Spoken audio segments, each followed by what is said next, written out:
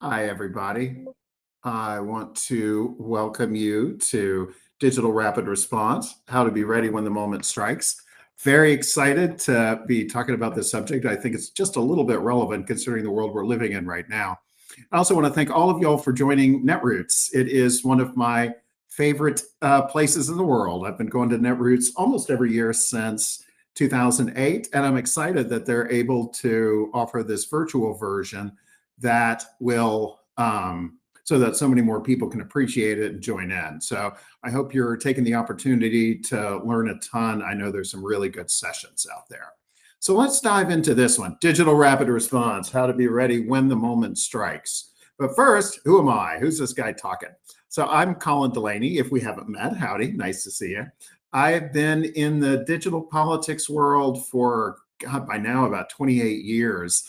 I got to DC during the political side of the dot-com boom and I've never chosen to leave this world since. So I'm a digital strategy consultant. I work with nonprofits and political campaigns, everything from digital advertising through, email strategy, organization level digital strategy, all the good stuff. I'm an advocate myself, and I'm the founder and editor of ePolitics, which is a website devoted to the craft of digital politics and advocacy. And it's been around since 2006 and is now a Substack, and I hope you'll choose to follow. And I'm also the author of an ebook, How to Use the Internet to Change the World and Win Elections, which I update every year or two. I'm not sure if I'm going to be able to do a 2025 edition, but that just means we'll have an earlier 2026 edition. So that's enough about me. Oh, and I do play rock and roll in a kick-ass band, so very lucky. So let's dive into this. So first, I did get started in what is a pretty much rapid response environment at the Texas Capitol. I worked for a member of the Texas Ledge right out of college. And you develop, I believe, a very pragmatic view of politics and advocacy from working in a state legislature. And I think if you ever have a chance to work for a state legislator or a mayor or a city council member, I think that you just get exposed to so much more than you would if you were, say, starting out in a Hill office just answering correspondence, right? So that's my plug for working close to the ground where you can work directly with people and get a lot done in people's lives and also learn a lot. So anyway, what is rapid response? So if we were in the room together, this is one of those points where I'd ask questions and see if we could get some good responses there. But since we aren't in the same room, I'll have to spoil it for myself. So first, what is response? Well, response is you're reacting to something that is happening to you, like that little kid is about to get walloped by a wave there. So it is, we're not talking about you have, say, a report release or a bill drop or something like that has been scheduled well in advance. This is, oh my God, something good, or these days far more likely bad, is happening. And how do we get our message out there in response? And then what is rapid? Well, if you go back to the days of the 1992 Clinton White House, the old Clinton War Room with James Carville and George Stephanopoulos, for them, rapid was responding within the same day, basically. If the George H.W. Bush campaign, against whom they were running, if they put something out late morning or midday, the Clinton people wanted to have a response in time for the evening news, because back in 1992, that still mattered. But these days, we have an internet, and rapid response happens really, really fast. Actually, you can look over at the Democratic National Committee right now and what they've been doing. They were getting a lot of criticism for, getting content out well after it was relevant. So they have cut down their approval time significantly because they are beginning to, the staff probably recognized it a long time ago, and the leadership is beginning to recognize that if you're not out in front of the story as it's happening today, you might as well not be there at all. It's a little frightening, but we're going to talk today about how to get ready for this so that when you respond, when something comes up that you need to get political communications out about, how can you be ready in advance? I will say, when I worked at the National Environmental Trust, which was a very policy and communications focused environmental group about 20 years ago, we might get a piece of news at 9 in the morning, have a huddle at 9:05. Before we were even done, the press people, the communication staff were off calling reporters, and we would have something up on the website, within half an hour. Back then, there was no social media really to put anything out on, but we had, reporters and the website and a lot of emails. So even then, some groups were able to respond very quickly, but now we all have to do it. It's not like a nice to have. So let's look at the basics here. First off, you got to recognize the opportunity, right? You've got to know that this is something happening that you need to respond to, right? So whether you're getting an email from a coalition partner or a grassroots supporter is pointing out something that they're seeing on Facebook that your opponents are doing or an ally is doing, and you want to amplify it, right? You need to, or you might, as I say, Google alerts already. You might have Google alerts out on your issues. Other social media listening applications out there, but some way to find out that the opportunity is there. So you recognize that you have a chance to try to shape the story that's developing out in the public eye. So then you need to calibrate the response, right? Now, in the Trump era, with so much getting dumped on a given day, right? I mean, reporters are overwhelmed, citizens are overwhelmed, advocates are overwhelmed. We're all overwhelmed. So we can't, realistically respond to every single thing that's going to happen out there, right? So sometimes you need to know when to stay home, and you need to know, is this a major problem? Is this something where we just put a statement out and that's enough? Or do we need to mobilize our grassroots supporters and start barraging Capitol Hill with phone calls and emails, right? So understand the opportunity, calibrate the response, know when not to respond. But the real trick is how to respond to, say, a smear or an attack without amplifying the opponent's message. The folks who study disinformation and misinformation have discovered in many different studies, and also just looking at things that happen in the real world, that trying to rebut a smear or an attack or a bit of misinformation or disinformation, when you try to rebut it, you can often reinforce it in people's minds. So how can you jujitsu this, right? How can you turn a potential news hook into an opportunity to talk about your issue, not talk about your opponent's framing, right? This isn't, for instance, waste, fraud, and abuse, as Doge might say. It is instead, ripping healthcare and nutrition support away from children, right? So the other side is going to try to spin it one way, and you're going to take that threat and try to turn it into an opportunity in a case like, Medicaid, actually to build support for Medicaid in the long run, right? So anyway, those are the basics. And I wish we were all in the same room, but because I would love to go back and forth with you guys. So basic principles, tell your own story. Like I said, don't amplify the other story, but tell a story. Tap into emotions. Make this personal. Make it visceral, right?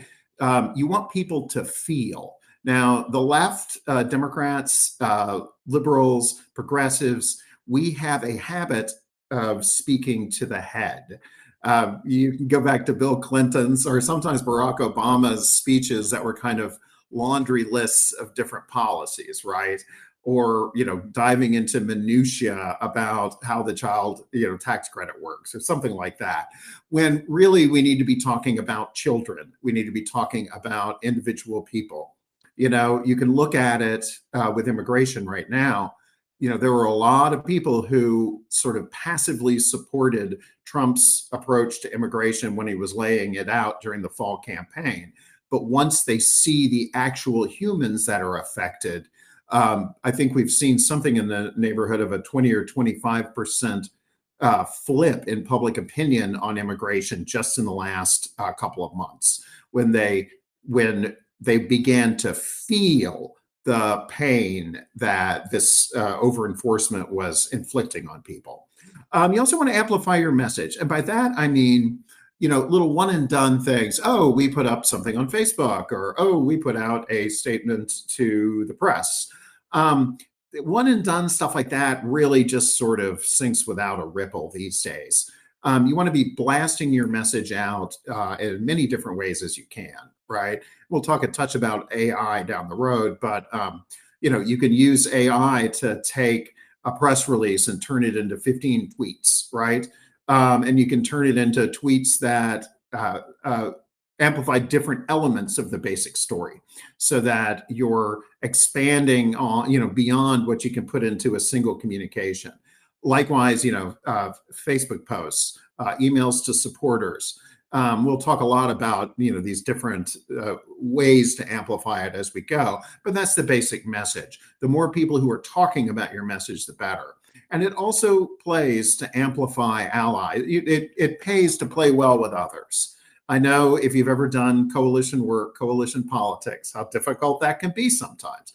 I've seen terrific content that got put out on coalition emails and nobody used it because it was not invented locally, right? An ally put it out, not you. So I think when we all work together, that our communications response, or communications in general, can be more powerful. And as I mentioned earlier, try to flip your enemy's actions against them. And we'll look at a couple of examples of this, right? So these are some basic principles to get us started. Tell your own story, emotions, amplify, and try to jujitsu. So here I'm going to have a couple of examples from relatively early in the Trump administration. This was soon after DOJ was first starting to fire people. And you'll notice that this is a story from Courier News, which is independent progressive journalism. It got picked up by Clean Air, the Moms Clean Air Force, which is Mom's environmental initiative, I believe, of Environmental Defense Fund. So Courier, here's the story about the park ranger, gets the photos, gets the quotes, turns them into an online story. Produces graphics like this one. Mom's Clean Air Force then turns around and amplifies it. So we have the fired worker, an educational park ranger, right? I mean, this guy, is about as sympathetic a character as you're going to find. And you have him, a real person, and his son, a real person. And, this is speaking to the heart, and it's amplifying good work by others. Here's another example. Again, Clean Air Moms by friend Sean Dakin works for them, and he has some very good examples.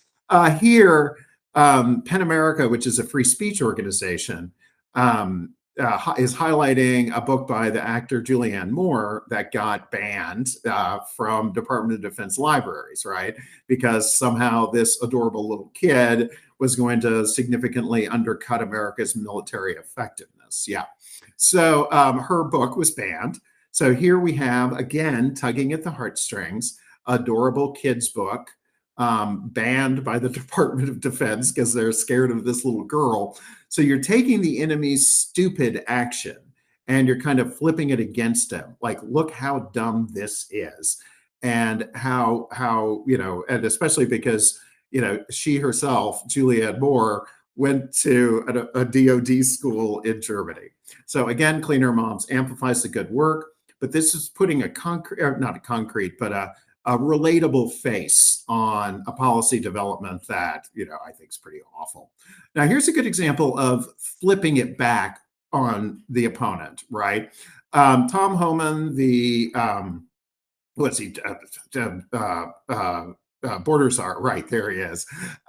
He was going after AOC back a few months ago, and she basically smacked him down on in her own statements, and then can take this clip by Aaron Rupar, who's very good at clipping good content and putting it out there. He can, basically take a stammering clip from Tom Homan and then flip it as these guys are cowards. When you stand up, they crumble. He looks like an idiot. He's got nothing else. He can only call me names. So the other side thinks they're presenting strength, but she is turning it around and presenting it as weakness. So let's talk now. So those are some examples to kind of get us thinking. So let's talk about preparing for rapid response. Be prepared, ladies and gentlemen. So there are some basic top level areas that we're going to talk about, right? We're going to talk about preparing staff, our volunteers, going to be preparing content for rapid response. We're going to be talking about building relationships in advance, education for your members, for your coalition partners, for your own staff, setting internal expectations, and setting internal processes. So let's just dive right on in. So the most important thing for rapid response is speed, obviously, but without trust, it's very difficult to have speed, right? If the executive director has to approve every tweet, you're not going to be responding very rapidly in most cases, unless you're like a 2 or 3 person organization, right? So one of the most important things is to get the senior leadership to trust the staff. And we're going to talk about, processes for doing that, banking content in advance, banking talking points in advance, but getting used to the need for speed, speeding up approval processes. I cannot overstate how important that is. Your tweet that goes out a day late missed the story entirely, most likely. And when I say tweet, I mean thread, Blue Sky post, whatever. I'm using tweet as a shorthand. You may also need to build internal technical skills. For instance, do you have someone there who knows how to segment your email lists, based on important criteria? Do you have people who can produce videos if you need to produce videos? Do you have someone who can deliver media training to people who may be, going out on, cable news, if that still exists, or on podcasts? So then you have another thing is content banking and content inventory. If you'll excuse me for just one second, I've been staying with my mom and she is trying to interrupt, so I'll be right back. Well, I'm in the middle of training. Leave me alone.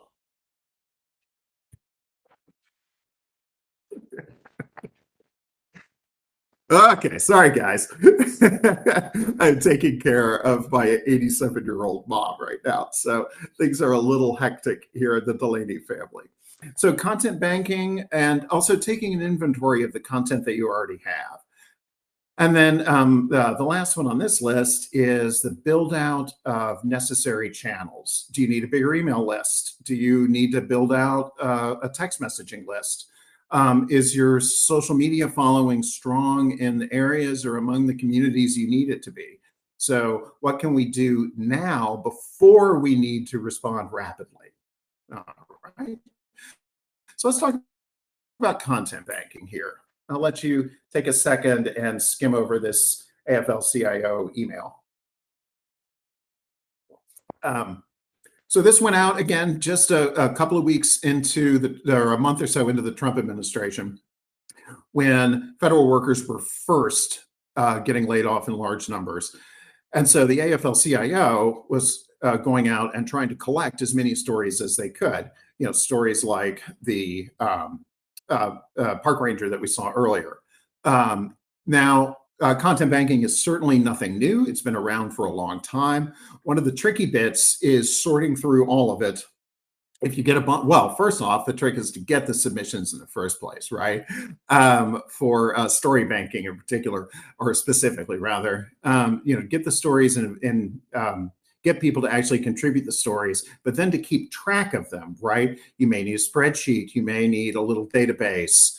But I've certainly seen, Word files that had a bunch of stories that people had sent in years before, and they'd never been used, and people forgot that they even had them, right? And that's just kind of sad. And so that's why one of the things that you want to do is go back and see what you already have in house, right? What is in the pantry? It might be stories like the one I was just talking about. You probably have a lot of policy language, right? That's already been approved, past statements, past white papers, things that someone could draw from in the moment if they needed to respond rapidly to something in the news. Okay. You also have, you may need talking points, is particularly important, again, for people going on podcasts or, talking to the media. You may need images of photographs. Photos are particularly powerful. Photos of people's faces. We, respond emotionally to that. And you may need video, right? And all of this, of course, takes a good bit of time. So you want to be able to, create it. Once you know what you have, you have a much better idea of what you may need to create, right? So, to me, content banking and content inventorying go side by side. The inventory helps you realize what you have, and then you can go ahead and try to bank what you need. And again, the question that often comes up is, how do you keep track of all of this? Spreadsheets with URLs or shared drive locations. You can have, again, little databases. Somebody can set up a little access database. Spreadsheets are more common. AI may help with this kind of thing in the future. We'll just see how this develops. But yeah, I think, starting with a spreadsheet, starting with a clear set of like shared drives that contain the talking points, the policy language, the white papers, past statements, and just be ready to grab from that when something breaks out there in the world. So you've prepared yourself. You know thyself, and now you know your allies, right? So these are your partners, but also your grassroots supporters. If you're a membership organization with local chapters, it would be they. If you're just a direct grassroots organization with a big email list or even a small email list or a big social media following, the more we can prepare them in advance, educate them in advance. Hey, this is coming around the pipe, right? Here is why this issue is important. You also they want to put together social media response teams or social media share squads. So asking your supporters who wants to volunteer for a social media share team, and basically sign up to receive emails or text messages or DMs, however the way, whatever is going to work best for you. But you're going to want to be sending texts or emails usually with links to these folks that they can just click on a link and immediately share your content. Now, you can blast this out to everybody, but relatively few people are likely to take advantage of it. If you want to be serious about it, I would, send out a series of specific asks about this, and then ask people what channels they typically use. So some folks may be TikTok, then, you're going to want to send them video links. If folks are Facebook or Twitter or Blue Sky, you may want to have one-click share links for those. I don't know if Blue Sky does that yet, but I'm sure eventually they will if they haven't yet.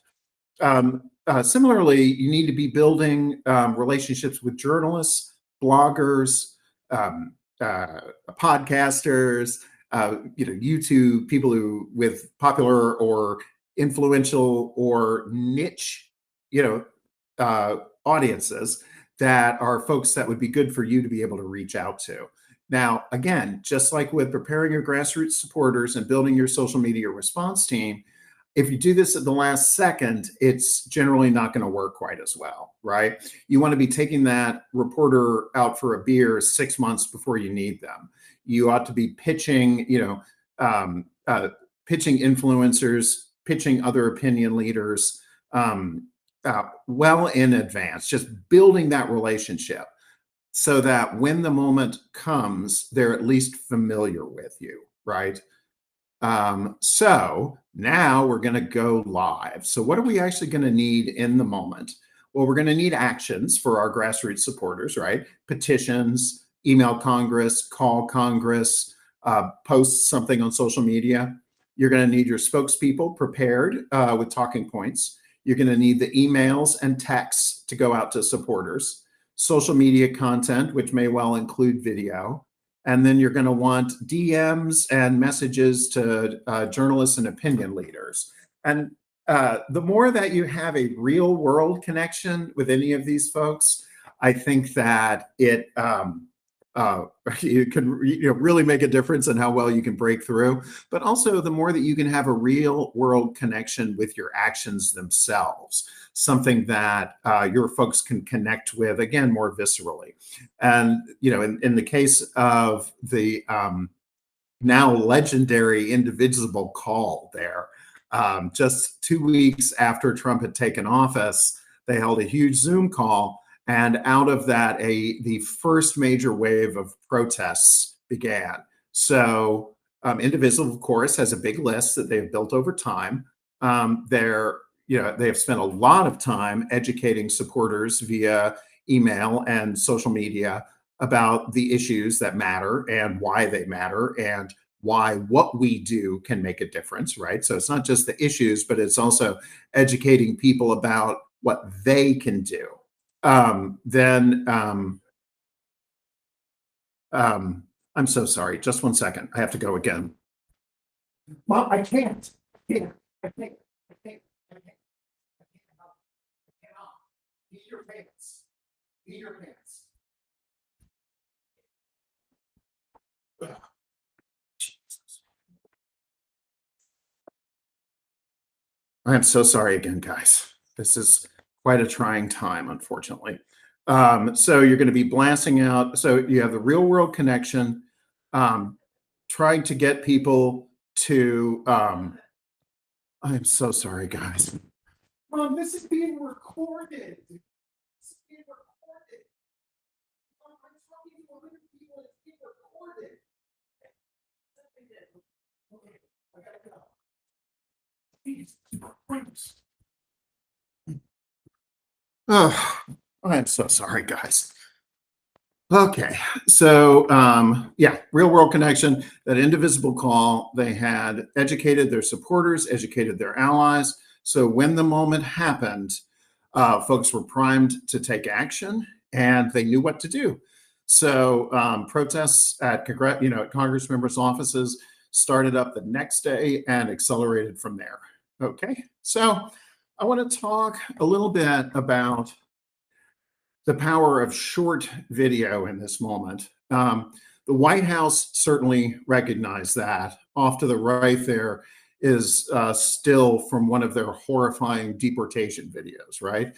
They've gotten very good at thinking like a newsroom and cranking out this content very quickly, cranking it out in bite-sized form, optimized for TikTok and Instagram and Facebook, and heck, any other channel you use out there, I'm sure.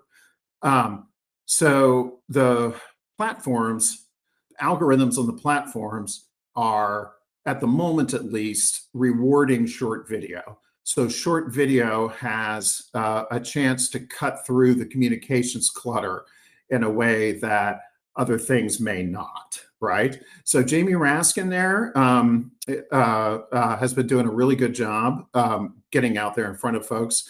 In the clip today, or the clip right there, he is, I think it was about a 1.5-minute video. It was a clip from an interview with an online influencer. And of course, Raskin's team shared it out over all of his accounts as well. So it goes out on the influencer's channel. It goes out on your channel if you're, the person being interviewed. But there's the double-edged thing, right? You can shoot things on a cell phone, and very often that is absolutely fine, right? Shoot 40 seconds of one of your issue experts talking, or 30 seconds of one of your grassroots supporters and how a policy change is affecting them, right? If you're a social service organization, you have clients that you may be able to interview. But basically, a chance video, evokes an emotional response in a way that text and even photos don't necessarily do. The So yeah, so the trick is to get the processes in place to be able to turn out video quickly, right? I mean, obviously, Jamie Raskin's office, they've got video templates there that just drop his, tagline up there at the top right, just drop it in there.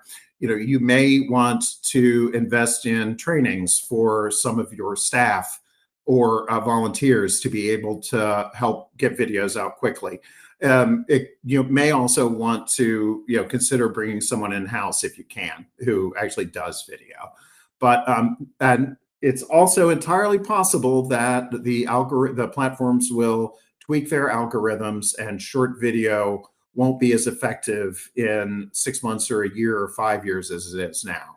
But right now, I think it's particularly powerful for getting out there with a message. So this is a lot of content that we're talking about, right? So how do we do it? Well, more and more often, folks are using AI to crank out this content. As I alluded to earlier, or mentioned earlier, you can upload documents to the chatbots, right?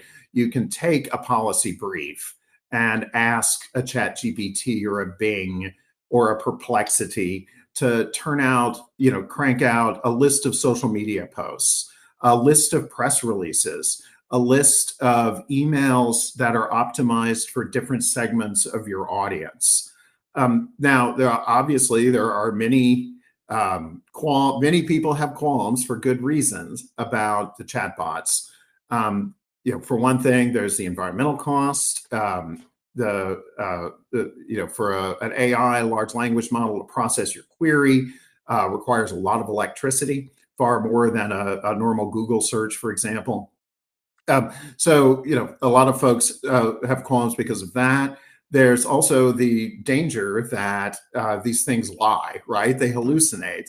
So ChatGPT or any other large language model like that has just been trained on a whole lot of information, and it finds correlations within that vast body of data that it then uses to try to satisfy the user. Basically, you enter in your prompt and you get information back, and the chatbot is basically looking for all the patterns out there in the data it has seen and trying to respond to your query with the correct pattern. Sometimes, though, that just means that it is going to just make stuff up because it's like, oh, this looks like what should follow the previous word, even if, so I'm not going to go into too much detail, but we've all heard the horror stories about hallucinations. But another thing that folks may not know about is that, with the public chatbots, unless you have, paid for depending on the system, paid for a higher, a more expensive account, the information that you put into the chatbot becomes part of its training model. So it's entirely possible that your strategic plan that you upload, somebody else is drawing on that without them knowing it's you or you knowing it's them, right? So at the very least, you tend to want to anonymize information. If I'm, asking the device to help me come up with a pitch to a client or an RFP or something like that, I'm going to take out the details. I'm going to pull out anything like the names of companies or the names of nonprofits, pull out any of that. Now, and that way, at least you're preserving some kind of privacy. Now, there are several applications out there, and this is not exhaustive. There are more that I need to add in here. But off the top of my head, we've got Quiller, Change Agent, and Sosha. Sosha is AI social media toolkits. So making it easy for your supporters to put out good information and not all be posting the same post to Blue Sky or Facebook, right? Sosha can do customized information for different activists so that they can speak in their own voices and represent you well. My friend Heather started using it at Planned Parenthood years ago and swears by it. So, and then we have Change Agent, which is also fed on a body of progressive content, right? So all three of these are fed on progressive content, successful content, and that they are also, going to keep your information private. Change Agent was originally designed more for sort of top level messaging, but now it's more content creation. Quiller.ai was originally trained on a vast trove of successful email fundraising variants. So lots and lots and lots of successful fundraising emails trained on over time. And they too have expanded out since that initial offering. So these are just three you may want to think about if you want to try to stay within the progressive movement for all the various reasons. So digital ads can also play a part in rapid response. Well, Google search ads, if you have a nonprofit Google grant, or if you're an organization or a campaign that pays for Google ads, if something is breaking, get an ad out there as fast as you can, right? You want to catch people when they are interested in something.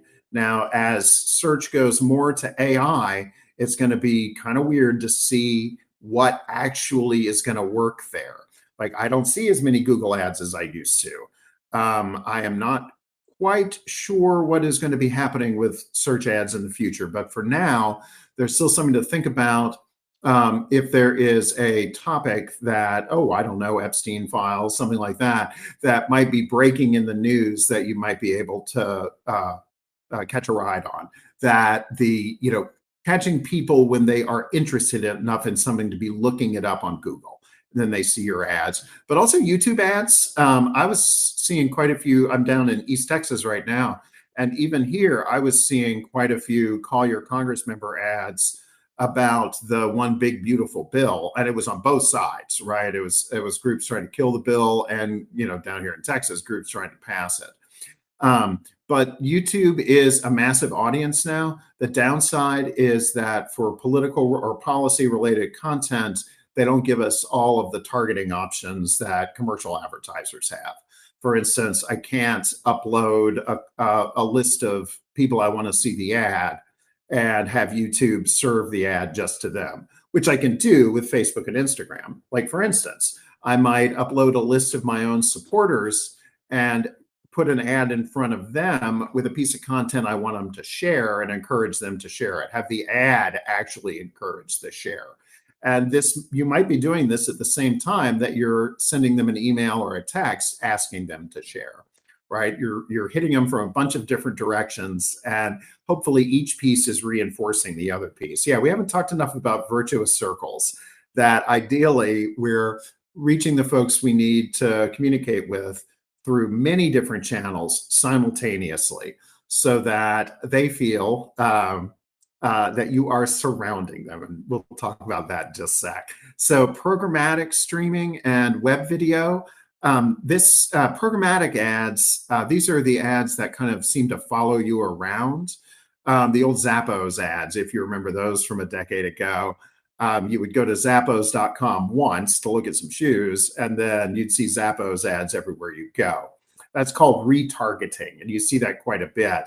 But programmatic ads can be targeted at everything from a voter file to an uploaded spreadsheet of names, emails, and addresses. These ads target the person rather than the platform that they're on at the moment. So with web video, they may see it in a mobile game they're playing. They may see it before, played before a video on a website that they want to watch, right? With streaming ads, they're actually showing up on streaming channels. Usually not the highest premium, but they're, a lot of times it's channels that, Tubi or things that put out a lot of content or have a lot of content passing through their pipes. So they potentially give people, give advertisers a chance to reach very specific segments of an audience. So let's talk about making people feel like you are surrounding them, the illusion of ubiquity. So that is the Texas Capitol, a lovely building where I once spent several years of my youth. working for a member of the Texas Ledge, as I mentioned earlier.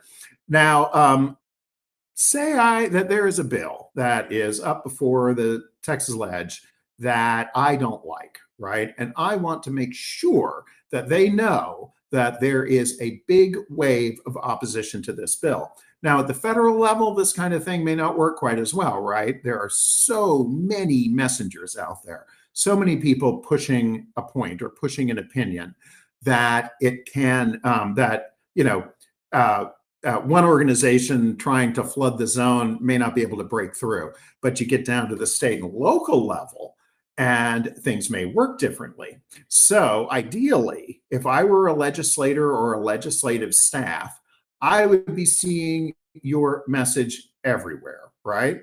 I would be getting calls from constituents. I would be getting emails from constituents, potentially getting text messages from constituents. I would see advertisements, banner ads, video ads in publications that target the Capitol, or maybe I'm just doing some zip code targeting, right? Or using LinkedIn to do occupation targeting or workplace targeting. When a conservation group was releasing a report on climate change and fishing, commercial and recreational fishing, I was able to target, this was back before Musk bought Twitter. So I was targeting tweets to 3 zip codes around Capitol Hill and the zip code of the Fish and Wildlife Service headquarters, right? So you want basically to spend a little bit of money or a good bit of time, but make your targets feel like you are the thing that everyone is talking about. When they go on Facebook, they see it. When they go on watch TV on the computer, they see it. When they're walking to their office, maybe they see something like that ACLU rolling billboard there, right? That when I worked for NET, the organization I mentioned earlier, way back 20 years ago, we might do, if we were targeting the Hill, we would have print ads in the print publications that went to every Congress member's desk and every Congress member's office. Back then it was Congress Daily, and you'd buy the back cover of Congress Daily. We would have our lobbyists, if our groups have lobbyists too, on the Hill talking to folks. We would have emails coming in from grassroots supporters, and they would sometimes buy, and we would run digital ads on things like Roll Call or the Hill that, again, congressional staff and members look at. We would also do very targeted cable buys on the Sunday morning talk shows just in the zip codes around Capitol Hill. So only if you were in the zip codes around Capitol Hill would you have a chance to see that ad. So that creates the illusion of ubiquity, right? That the different parts reinforce each other. The different parts reinforce your message. They may reinforce your allies. But as we have discussed, this does not happen overnight all by itself. That the more we can prepare the content, the more that we can build the relationships, the more that we can educate our supporters and our allies, the more likely we are to be able to respond effectively in the moment. So thank you very much. And I would love to see what questions you guys have. So I'm going to pop out of this document. I'll give you a second. I'm always happy to chat. I'll talk for half an hour with just about anybody. So I'm very free or very happy if you want to follow up, just bounce ideas around. Of course, I do truly love doing digital politics and advocacy. So if you give me a chance to do it, I might just take you up on it. Okay, so let us see if there are any questions out there.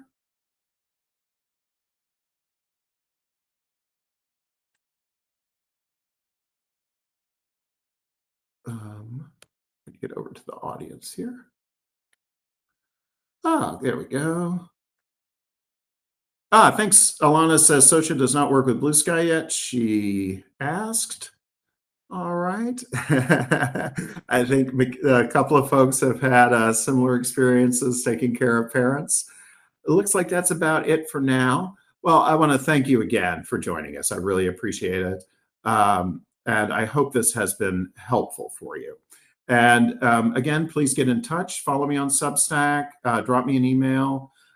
Send me a carrier pigeon, a note via runner, whatever you prefer. So again, Colin Delaney, ePolitics, and I am very excited to have been with you today. So thank you.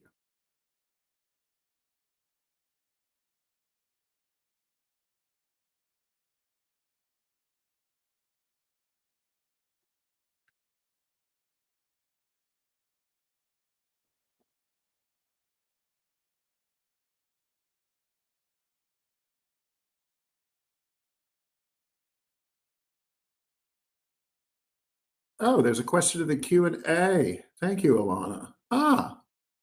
Any sense of budgets for this these days? Great question. I assume this is for the advertising. It really depends. It's always going to depend, right? But getting a sense of what your targets are, how many people you're trying to reach. You almost always have to, these days, run kind of test ads to see how much it's going to cost. So basically, start off at a certain amount per day and see how many people you're reaching, right? To target something like Capitol Hill, you might only spend in the hundreds or low thousands of dollars, right? For Facebook ads, for LinkedIn ads would be more expensive. Programmatic ads, if you're doing like web video or banners, programmatic ads can be quite affordable. So I think, establish the budget and then try to, get a sense of how big the budget possibly can be, and then apply the sort of rules of thumb. It's going to cost me 1.5 cents every time I contact somebody. How many people can I reach, and how often? So the reason I said 1.5 cents is we were getting 1.5 cents for voter contact on a project I worked on over the last few years. So yeah, but Alana, yeah, it's going to depend. The smaller the audience, the cheaper it's going to be.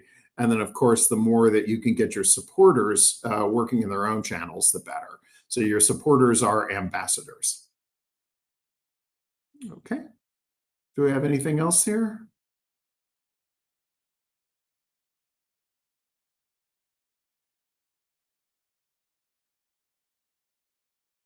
I think that is it. Kelly, you can take us out now.